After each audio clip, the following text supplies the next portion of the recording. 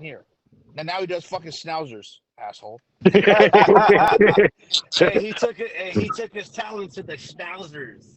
All right, but I get this man here. I give him that was Yeah. part of my foundation. You know what I mean? Taught Nice. me what to look at. It taught me how to build. Taught me what a working dog was and a skittish dog was, and how to turn up a dog. Is this man right here? What's up, Will? How you doing, Big Max, man? Thanks for having you guys, man. I kind of chimed in a little bit late. I caught a tailwind of building the dog that looks good but has a foundation and the appreciation of a stable dog. And that's true. That is true. You know, the foundation of having a good kennel program, you have to have the looks, but you also have to have the temperament as well to give people what they want, a really well-rounded dog. Because one without the other, you're one hand, you're always going to be fighting your left hand with your right. You got to clap them together and make a product that's both appealing and stable, because no one wants an attractive skittish dog, and no one wants a dog that's just confident but doesn't look good, not structurally correct, not conformationally correct, can't go out and represent your kennel to the fullest. So hats off, Max, to bring that to their attention. And that should always be a focal point of any program, man. And with passion and persistence, you get both of those key ingredients. But sometimes you find yourself being too focused on one and not focused on the other. You want not to have a nervous dog, and you start going after the real drivey dogs, which no one wants a hot dog because nowadays they're a liability, and they're disruptive to your kennel. You know, you have a real hot dog, the males want to fight the other males. You can't feed together; they become disruptive. And then you go over to the correct dog, which is a dog that looks really good. You start to shy Inverse. away from the foundation of what a true working dog is. So marrying two together has to be a passion and it has to be dialed in all the time. Otherwise, you'll lose one group of folks that want to buy dogs, and you lose another group of folks that want to buy dogs. So Facts. absolutely, man. Facts. See, I because mean, I this next love man it. next here. year, next year I'm working on putting an all master family dog show together over here in Canada. Yeah, yeah. Nice. Let us Well, you know. better Let us fly know. out Max out there. Fly out Max.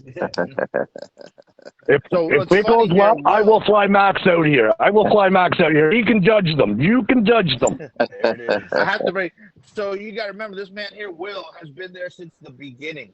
When me and him first met, we met on Craigslist and say, hey, let's throw a Corso get together from Craigslist. Remember, Will, in a Yep. park by Oh my yeah. house, and Oh all of a yeah. sudden we all met each other from the Bay Area. We started the Corso Club, which led to a lot of big things. Like, I'm not even going to mention it, but there was a lot of big things that led to our foundation.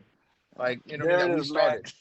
Yeah. You know, we did a lot of shit. Like, Will seen it all. We went through it all.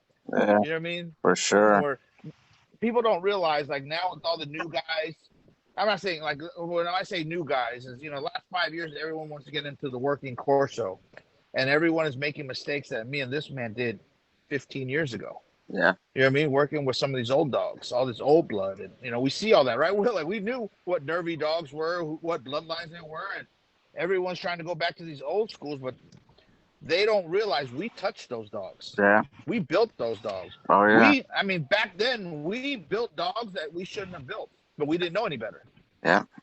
Yeah. Hey, you know one You know thing what I I mean? like that you guys are staying coming from the exotic world, the extreme American bully world, is even though you guys got a whole different breed, it all still falls back to the same shit. You know what I mean?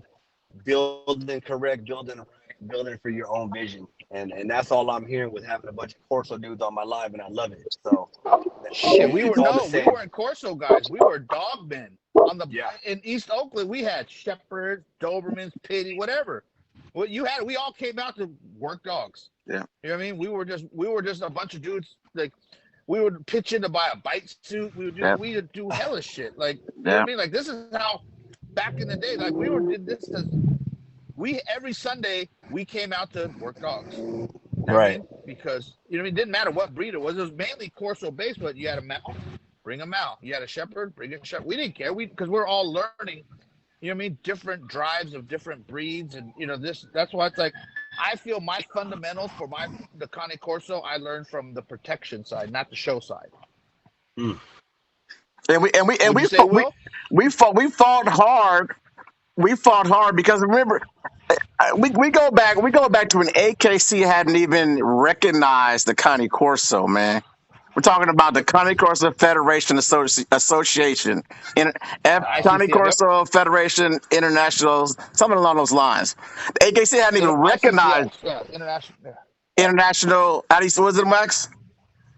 ICCF. International Cane Corso Federation. There you go. So I was a board member of that Connie Corso, right? The objective Uh, was to protect the breed from watering and taking out the driviness, the working aspect, the pillars of a Corso out of the breed. Because we knew once AKC got a hold of the dog, they were going to focus on it being conformationally correct, which is fine. yeah, That's what yeah, the government agency is about. It's making sure the bite is correct. You don't have an underbite and an overbite. And it's however many 26, 27, 28 inches at the withers. And the chest has a certain depth. All that stuff. That's great. That's great.